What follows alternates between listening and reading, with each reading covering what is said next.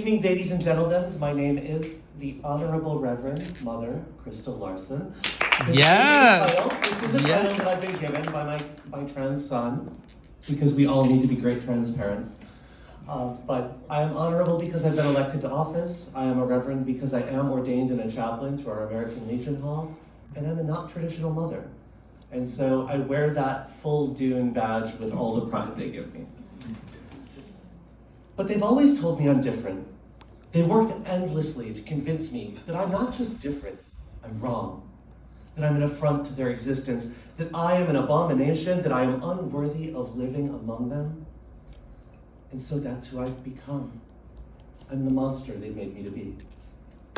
I was 4 when I first learned I was a monster, the message delivered to me by my blue-collar conservative father, the one that defined his life by how others saw him, who had dreams of power and prestige, who needed the perfect family to parade around like trophies.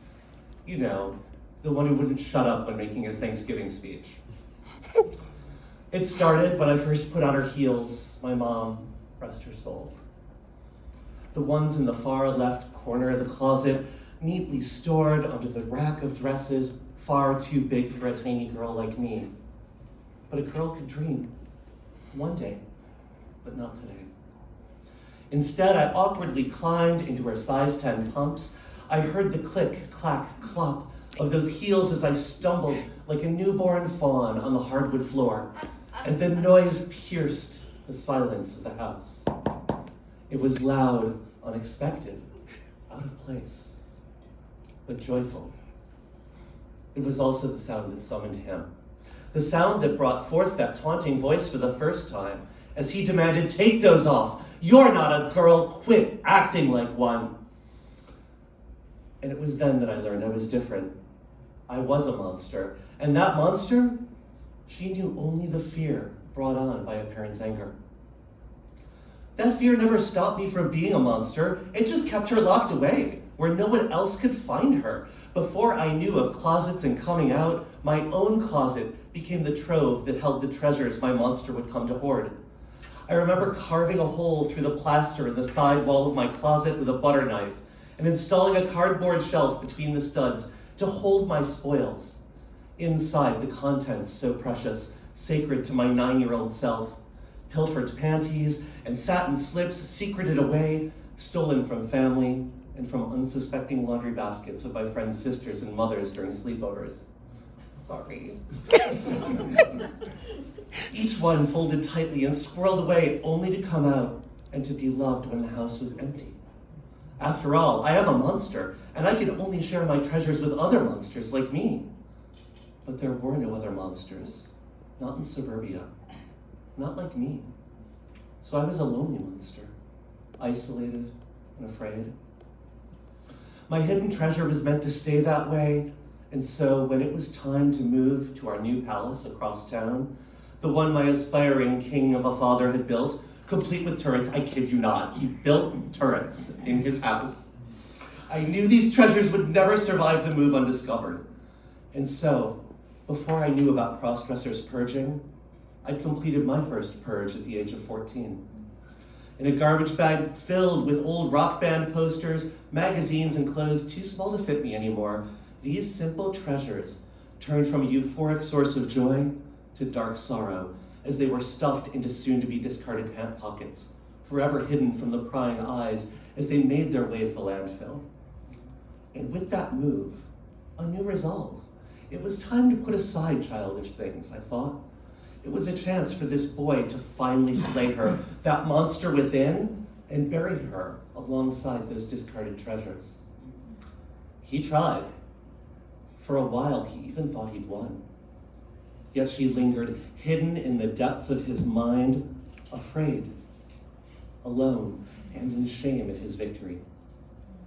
There she slept for 2 years until a dare from my high school classmates brought her back once more, and the first exchange of what would become an epic internal battle commenced. Time and again she would rise up, the dormant monster stirred by this desperate need to be seen. Time and again, the boy would battle back and shove her down. Each time she rose up, she would amass new treasures. Each time he resisted, he would steal them once more, discard them. He tried so valiantly to vanquish that monster, but one treasure survived them all. And alongside that treasure, she did too. It was a war that waged on for nearly 40 years. And each time the monster would come closer to surfacing, the boy gave ground until one day, in a fit of rage, the monster emerged victoriously from the dark closet she'd been relegated to for so long. She emerged ugly, flawed, uncertain, afraid. After all, she'd never truly seen the light. She'd never been seen by others. She had no experience simply being. She was still that 4-year-old, walking awkwardly like a fawn, taking her first steps, hearing finally that click, clack, clop of the heel on hardwood, the joyful way it was meant to be heard. But still, she was a monster. Still, she was afraid. Still, a part of him, that boy, lingered. Her flaws were many, but she grew to embrace them. She found her style transforming from ugly to beautiful. She found her confidence from uncertainty to fearlessness and fierceness. She was ready to find others like her. As she grew, he faded. He became but a distant memory. And she became me. That battle transitioned alongside me. It became one to show the world that I belonged, that monsters like me belonged, that me and my people are just that. Not monsters, but people, just like everyone else. But them? No. They are determined, their resolve is strong, and like my father before them, they persist in denying me that personhood. They insist on calling me monster.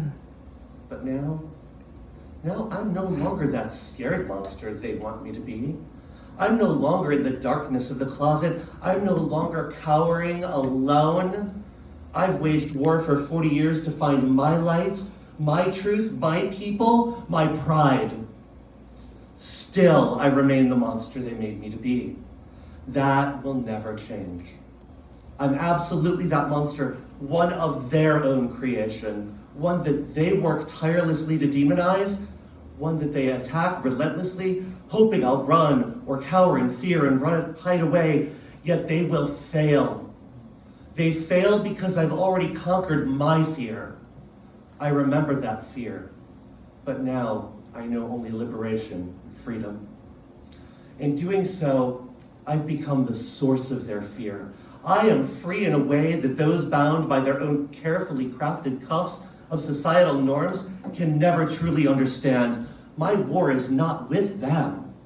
It never was.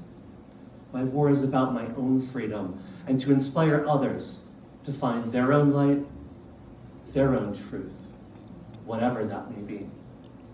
And for this, I terrify them. For this, I shall always remain the monster they made me to be, but only to them. To all of my sisters, brothers, and others who are out here tonight, I want you to know you are seen, you are valid, you are loved, and none of you are a monster to me. Thank you.